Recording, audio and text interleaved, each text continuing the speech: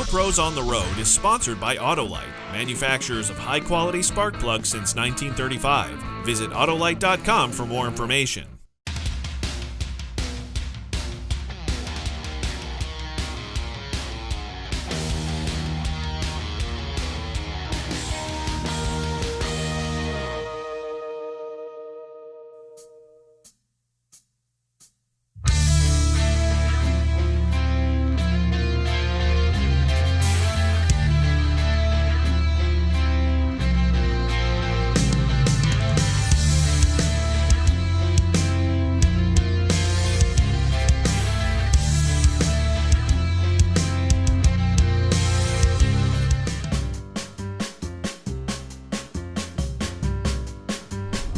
Glad to have you back for another fun series. Joe, I'm back again. That's right. I love it. Another awesome city to visit with you. I super appreciate all your hard work, crushing it, finding the best of the best here in Detroit. Can't believe we finally made it to Motor City, and there is nothing more iconic when it comes to automobiles than Detroit. There really isn't, right? Like, it is just the hub, pun intended, the hub of all sorts of things going on in automotive. Yes. And I really am stoked to go check out our first shop. This morning, we're in this great neighborhood called Oak Park. Lots of really cool stuff around here. We already drove past a bunch of coffee shops and microbreweries and all sorts of neat stuff, and I know that there's a great shop here that has a ton of history. You know, Detroit's really turned around and turned a big corner, and they're really just so great right now. The city has really turned a corner, like I said, and now we're going to go to Curt's Service. Curt's been in business since 1981. Okay. He also has some very unique green options in his shop that is going to be fascinating to talk about and to find out a little bit of history here. Well, I'm excited. I can't wait to check it out. I already love the looks of the front. They've got a beautiful, beautiful vintage Defender sitting outside. Definitely got my attention. I know, right? Definitely got my attention. Let's go check it out. Let's meet Curt and see what's going on here. Awesome. You locked me in, Joe. I can't figure it out either.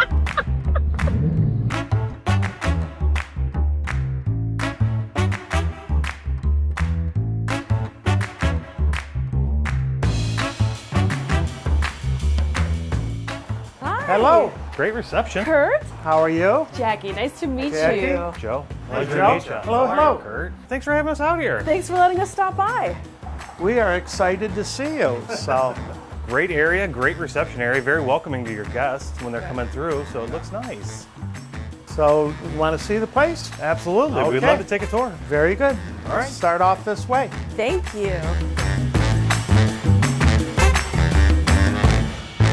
So this side of the shop, we built about 10 years ago, and we added 9 bays. So we have a total of 15 bays. Really wide open. This side is different because we went with all in-ground hoists on this side because we just like it open. We got heated floors for the winter time. Both sides of the shop are air conditioned. Wow. Wait a minute. Now that's spoiled. That is spoiled. Heated floors and air conditioned both sides? Yep, yep. And you also have great lighting with the natural light and then the LED lighting up here. It looks really well lit in here. And then in-ground heat for the floors, so that's a plus. Even does the front apron in the winter time, so we don't have to shovel or do anything out there. And something else that you had told us that your lifts are not typically powered by yours are a little different, right? Yeah, How these you're doing yours? they're hydraulic, but they use water and air pressure instead of air pressure and oil. So if there was a problem with the lift and it did rupture or leak, you don't have to worry about any oil in the ground. Wow. That's a plus on those. That's also pretty eco-friendly then too. Good for the For environment. the environment. Yeah. What made you decide that? They were new, just coming out, and figured they're going to be in the ground for a long time, so let's get something that's newer technology and just grow from that and keep up with it instead of install something that's been around for 50 years. Yeah. No, that's really neat. I love it. I heard that They do get a little bit of snow here in Michigan, in this area. So the heated floors has got to be just such a selling point for working here for any of your staff that is so considerate. How does that all work? It comes from some sort of... circulates hot water through the concrete, so the floors are always dry. Up over in the corner behind Joe, there's that red box. That's our boiler. And then we actually use waste oil, that blue tank there. And so we can use that for the fuel to heat the shop all winter long. Wow, that is Smart way to do it. unbelievable. I want to install that in my house. How do I do that? I don't even have it in my house. You don't want to transport the oil. What's nice is you just touch it one time, drain it, and then it just stores. So. Wow, I love it. Well, it's a beautiful, beautiful space. It's so clean in here. I love that, like you mentioned, they're the floor hoists. Mm-hmm. Because it's so much cleaner looking in here. I guess I just never really realized how the traditional like stalls... You can have your door wide open. You don't have to worry about bumping the beams and squeezing in. Like hoses hanging down. Yeah. So it's just a little cleaner. And then just over there is our low pro hoist, so we're able to just pull low profile cars and raise them right up in the air and work that way. We got an alignment rack over here. This is a truck hoist. Obviously we're not picking up that Denali, but we're able to pick up a box truck or a stake truck, raise it all the way up in the air and work on it. Oh, wow. This is one of our alignment racks. We have 2 racks. This one is in the ground, which is great for really slick. Low pro cars. You're able to just pull it in. You don't have to worry about ground clearance. And then we do washing, courtesy washes, and detailing for customers. Oh, how nice. So that bay right there is where we do that. And then you've got a whole other garage in the next side over. Garage over there, so we can either cut through the parts room here or around this corner, whichever way you like. Let's go straight to the other garage. I want to see what's going on in there.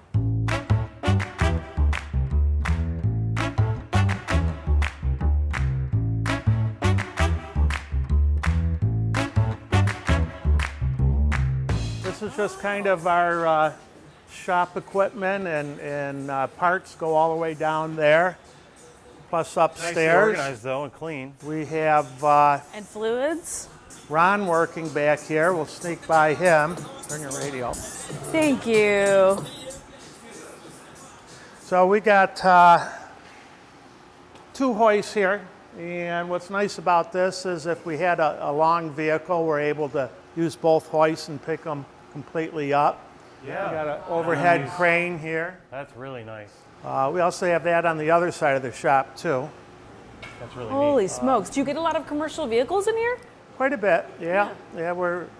We love working on sprinters and vans. That was one of the nice parts on the other side of the shop is we're able to pick up sprinter vans. All those hoists can raise them all the way up in the air. A plumber, electricians, fully loaded, and raise them completely up. No problems with ceiling height. So nice. It just makes things easier. Absolutely does.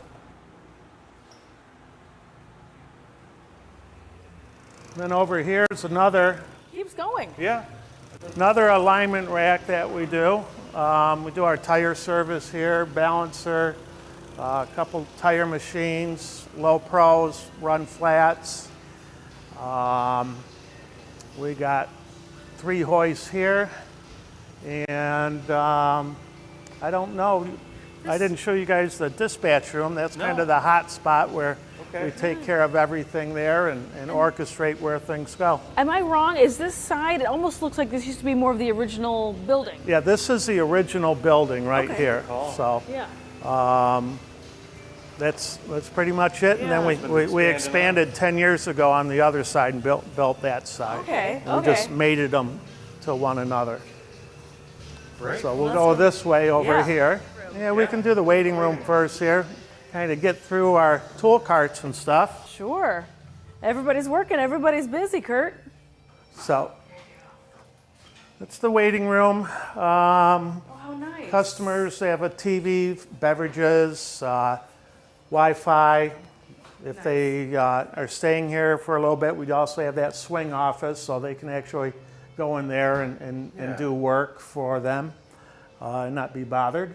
It looks like you do have some loaner vehicles here also? We have 6 loaner vehicles that we use for them so that they can get wherever they need to go, and we don't really convenient for makes it people. easier than giving them rides. We shuttle them too, but it's always nice just put them in a car and off they go. Heck yeah, definitely. That's a great feature or benefit to come here. Just drop it off and.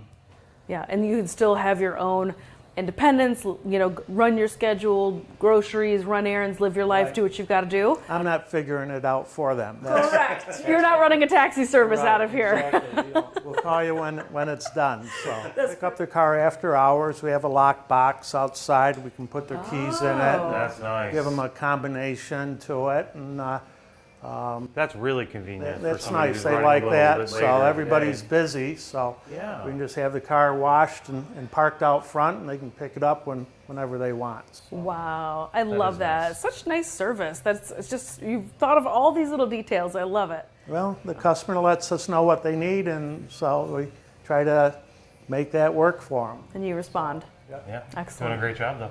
And then I can show you our dispatch room. That's kind of the hot spot where Yeah. everybody takes care of stuff. So this is our dispatch room, and we have Keith, my son. He's our shop How foreman. are you? Pleasure to meet you. How are you? Hi there, Jacqui. Nice to meet you. Running the whole show out there, huh? Yeah, try to keep things moving best we can. That's a job, and that's a whole other different job than getting under the hood, isn't it? Lots of moving pieces, lots Yeah. of people, lots of cars. Changes by the minute too sometimes, where Sure. you think the part's available, then it isn't, or just there's always a monkey wrench thrown in to make things tough. So. Yeah. But then we have Kim sitting right over here. She does our customer service, makes appointments. She can service advise, answer the phone. She can pretty much do everything. We don't ask her to work on cars, though. They wouldn't do So Hey, she might surprise you. You never know. then we have Jason over here. Hey, What Jason does is Meet you. he's our manager, and he loves numbers and keeps track of the service advisors and helps them out and helps Keith and customers and helps me out a lot, so I don't have to be here and do a lot of things. So it's nice to have a good crew. Again, it's all about customers. Absolutely. And taking care of the them. employees Yeah. to do what we want done. Treat them properly. So. Yeah.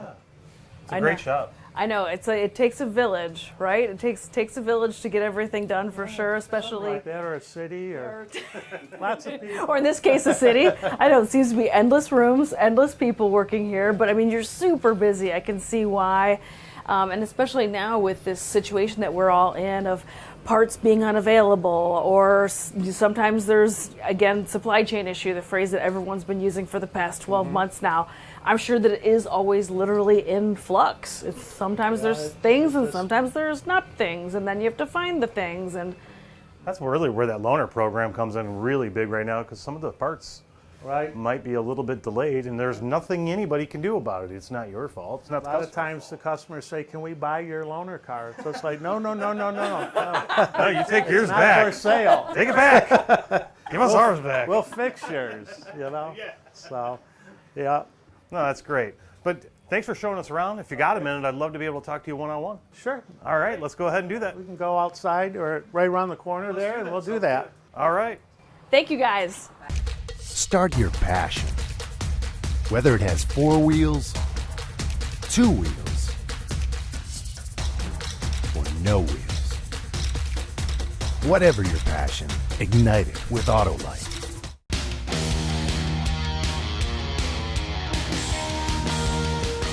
Guess where we're at right now? I literally could not even begin to guess, Joe. Why on earth you've dragged me to this very overgrown, but still beautiful, beautiful building. You can see underneath all the layers of graffiti and overgrown and dereliction, that this must have just been an absolute stunner when this building was built. It absolutely was, and when we're here in Detroit, I wanted to come here for a couple different reasons. One, I love American Motors Corporation, and this was the home at one point of American Motors Corporation before they were bought out by Chrysler. Now, this building was still used by Chrysler up until 1996 for Dodge, Ram engineering and Jeep engineering, and then they ended up moving over to the Auburn Hills facility. So this pretty much just left to die for a long time. Once Chrysler went bankrupt in 2008, they really had no use for the building and they sold it to Detroit.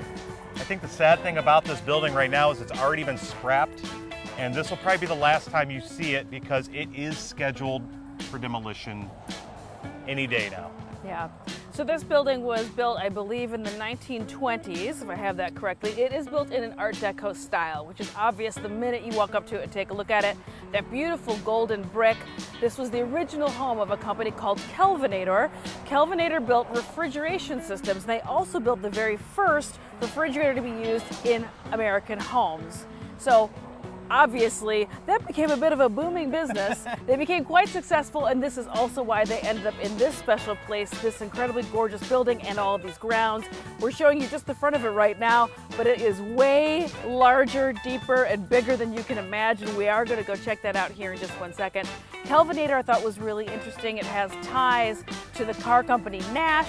It has ties to the car company Hudson, which became then AMC. So this is the birth and resting place of AMC here in the United States, here in Detroit.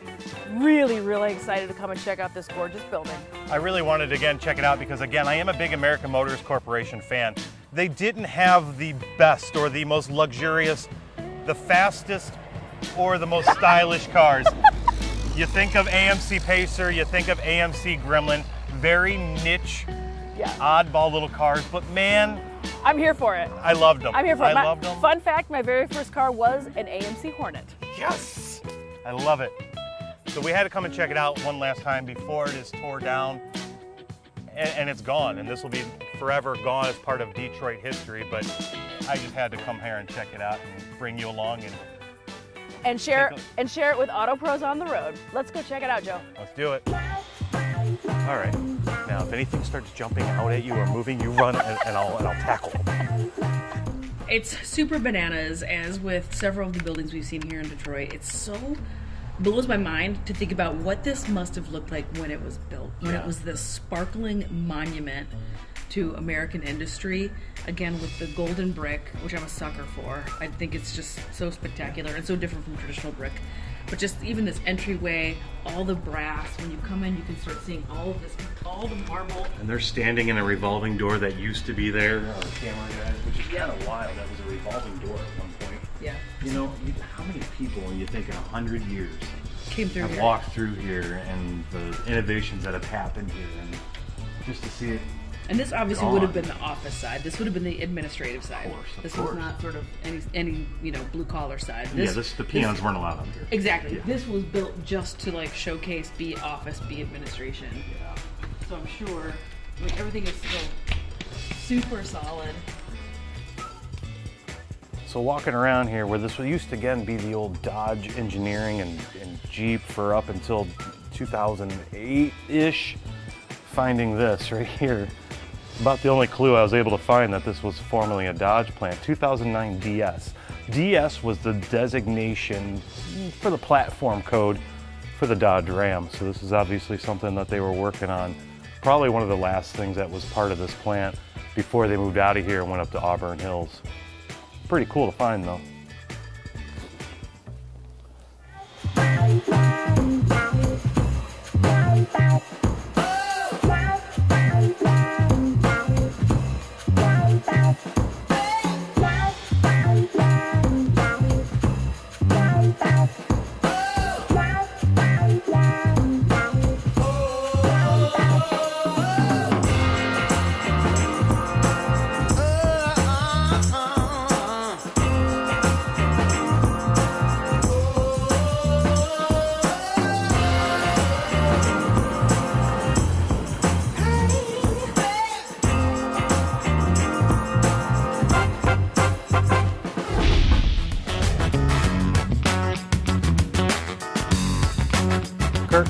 taking the time to sit down and talk with us. Being in business since 1981, obviously you've done something right. And now you're in a position where it's actually going to be kind of passed along to your sons in the business as well. What has been the biggest contributor to your success, you think? I think the biggest thing is having good employees working for you. That's the most important thing, is just good techs and good service advisors, people that like their jobs and come to work every day. And what are some of those things that you find important to help keep them happy, to keep them wanting to come in to work? Aside from the air conditioning and the heated floors, you know. Yeah, that can be challenging, but working 5 days a week I think is a big thing. Being closed Saturdays and Sundays, having vacation time set up, health care for their families, just kind of the normal stuff that, you know, seems like it's gone to the wayside on a lot bigger facilities or like, you know, the auto companies. They're dropping all kinds of benefits. So Keith, we met Keith. Keith is now the shop foreman, and your son, and a ASE certified master technician as well. And you also have another father-son team, right? Oh, yep. I got John and Aaron. Aaron's been with me for probably, I should know off the top of my head, but I would say it's 25, 28 years. And then I knew his son when he was just 1-2 years old, and now he's a full-time tech, ASE certified, and following in his dad's footsteps. So he's doing very good. Yeah, and you had started to say, it's really unique, but you also started to say your other son, Andy, has stayed in the automotive industry as well, and he's got a successful thing he has actually 7 shops now, the Detroit garage, and he's just loving business. So well, that's good. How are you, and how have you dealt with the tech shortage right now? Well, I'm super lucky that I don't have a high turnover of technicians. One of the biggest things I think that really helps is doing in-house training and hire people that they didn't even know what they want to do, and we train them and teach them that, you know, they can be a tech. You don't have to go to college and do that normal stuff. So that's really been good to have an apprenticeship program and have them learn how to work on cars. That's a great way to do it, to keep it in-house, and one way to battle the current tech shortage is find somebody who's interested in it. And I remember you were telling me before, they don't develop bad habits when you're kind of teaching them the ways. They learn the way that we like to do things. Not that we have the perfect way, but it's just, you can kind of look at a job and know, you know, was it done here or not? And we like it where it looks perfect. So. You're also really big into community and helping the community and the surrounding schools around here. Talk a little bit about that. Well, we've done some working with the students. We've had teachers come out and have a class here, just seeing you know, what the shop is all about, just letting them see what it is. And that's been nice. But we have not done that in the last couple of years, but it's a good way to just introduce young people to think that, gosh, maybe I can be a technician and work on computers. It doesn't mean that you're tearing into an engine and have dirty fingernails all the time. So that's a good point. So I'm in Detroit. I got to ask you, if there's something I've got to do while I'm here in Detroit, automotive related, what's your favorite thing I got to do? Well, if you're going to be around this weekend, they got the Woodward Cruise going on, and so everybody knows about that typically. It's been going for, gosh, 10 years, 15 years. Yeah. It's been a while. I think I'll have to hit that up. The Ford Museum is another good place to go to spend 1 or 2 days there. It's really interesting to see kind of the evolution of cars and where they're made in the Rouge plant, things like that. Yeah. So, All right there in that area. right. Downtown Detroit, the Renaissance Center, go down there. Detroit's up and coming. It's we're cleaning it up. It's nice. As one thing I will compliment you and the city on is the way that Detroit has really just turned around and become in such a destination again. You can see the pride and ownership of everyone in the area now, and everything's just so much cleaned up and new businesses. Everyone's done a really great job of really bringing Detroit back on the map. Yeah, it's exciting. It's close by. We can be pretty much in all different cities right from our location. That's what we love about being here in Oak Park. Yeah. So, Beautiful area.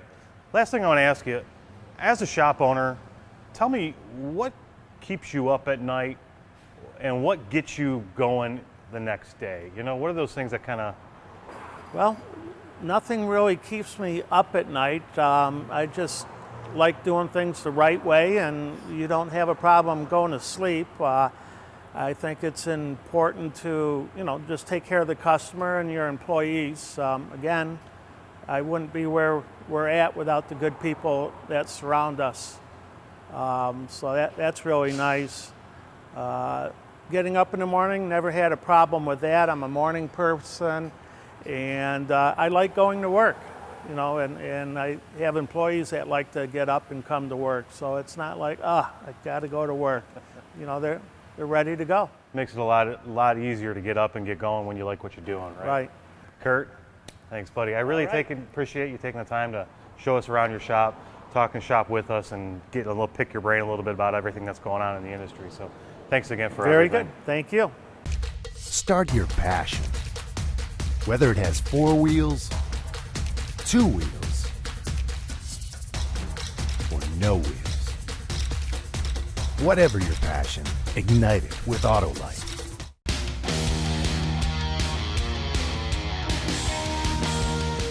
While we're here in Detroit, sometimes the unexpected happens, as in the case of my co-host getting stopped by security.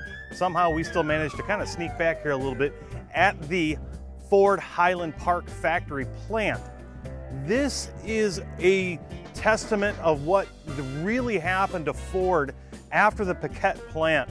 He started here in 1910, moving all of it to here, and this was considered the birthplace of the assembly line as we know it today.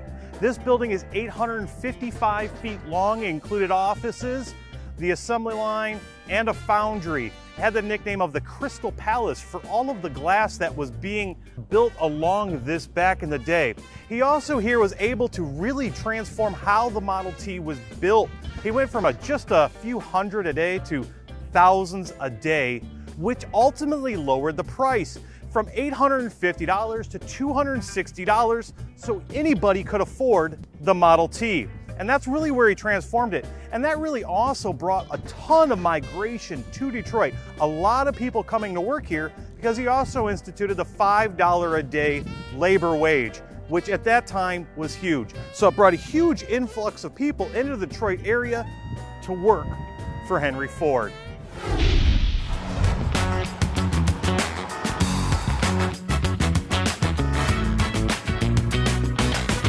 Brian, thank you so much for taking the time to talk to us. I know you're super busy.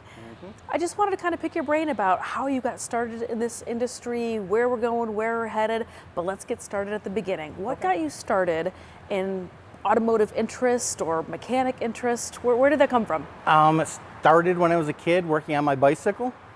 Yeah, just take it apart. My parents always used to joke it was apart more than it was together. Not because it was broken, it's because I just like greasing everything, take it apart, straighten the wheels, work on my friend's bike. So that's where my interest started. And then from there I had always been mechanical, interest in school and stuff. And I had 2 years of auto shop in high school. Okay. And then from there it went to a vocational school, which is no longer around, Motec. Okay. It was in Livonia, Michigan.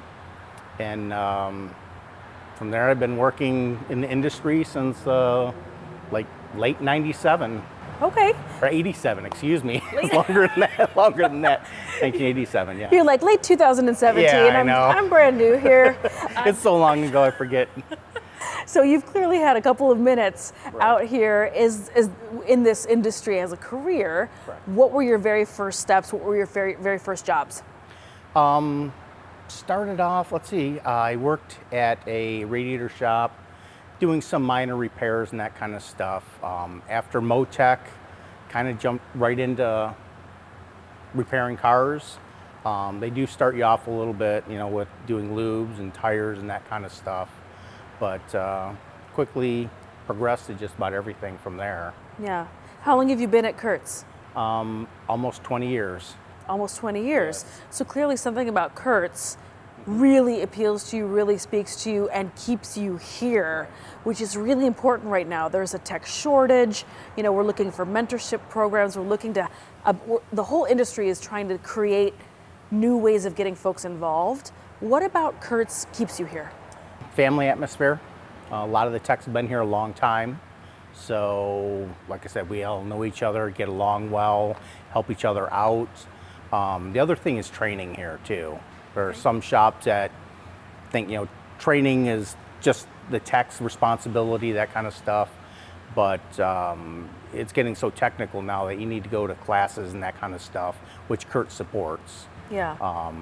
So go to a lot of classes, do a lot of online training, sometimes during lunch and that kind of stuff. So it's a bit of a difference between keeping up and maintaining that certification, that way you have to have it, versus you're genuinely interested, genuinely have a curious mind, and Curt supports that and encourages it. Correct.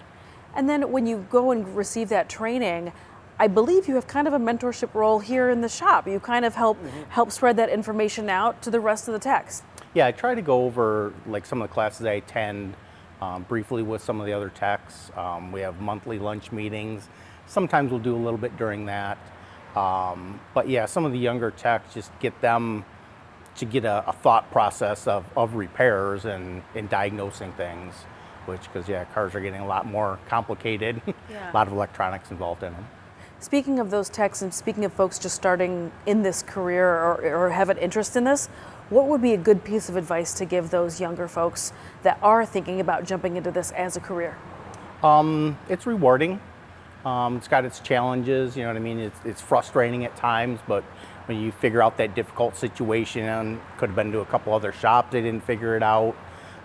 It's rewarding in that aspect. Money-wise, it's good.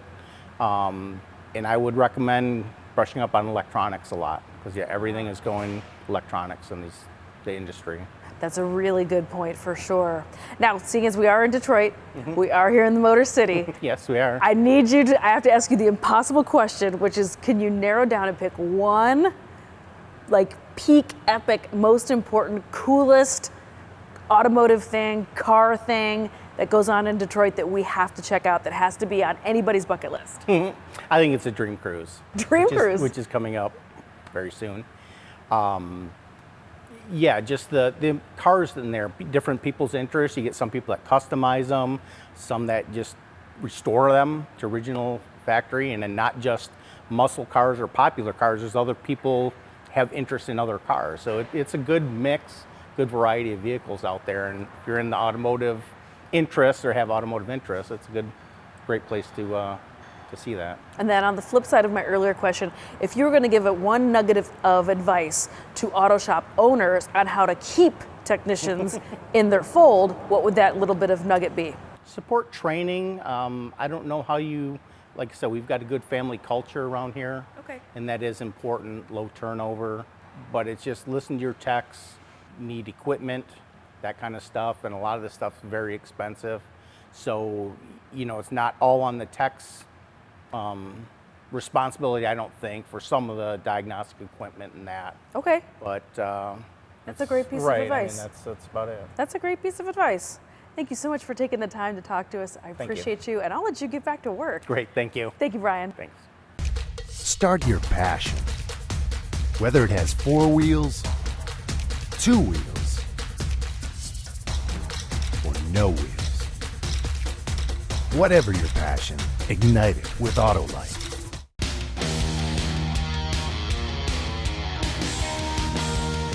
Curt, thank you so much for letting us stop by and interrupt your very busy day here. You've got all sorts of customers, all sorts of cars, beautiful shop. Thank you so much for taking the time to talk to us. Well, thank you. you. Our pleasure. Loved having you here. Thank We loved you. it. It's a great Take time. care, Joe. Thank you very much for everything today. You're doing a great job in the industry, and I hope more people like you see this and really kind of model what you're doing here. It's doing it right. So Thank you. Thank Yeah. you very much. There's a reason why you've got all those great ratings online. It's very easy to see, very easy to feel, and talking to your team, everyone is happy. Everyone's having a great time here doing good business. I love to see it. Thank you. Thank you so much. Thanks, You Curt. guys take care. Thank you. Joe, let's go check out the rest of Detroit. Let's go. There's a lot more to see here in Detroit, and a lot more to do. I wasn't joking when I said my mind was kind of blown today. I'm not gonna lie. He really had such interesting talking points. He's made it so much more about than just the automotive repair, and that's really what fascinates me the most. That it's so people focused, Yes. and I don't want to say customer service because he's developing more than just a customer service attitude. He's trying to make friends and relationships and earn their trust and earn their business and be honest about it. And I love the way he's doing it. Yeah, I agree. There's just this real feeling of transparency, top to bottom, literally and figuratively. The whole place is open for customers to go through, walk through. The shop is so immaculate. You can easily bring customers back there to come see, what you're doing, what's going on, as you're explaining to them about the repair. And I think it's just such a great way to do business. And it's so agree. refreshing, I right? agree. And so positive. Yes, I love it. I love the fact that he's taking care of his techs. His techs are happy. Just a great guy overall, and a really big asset to the automotive industry. And I'm really glad I got to meet him today.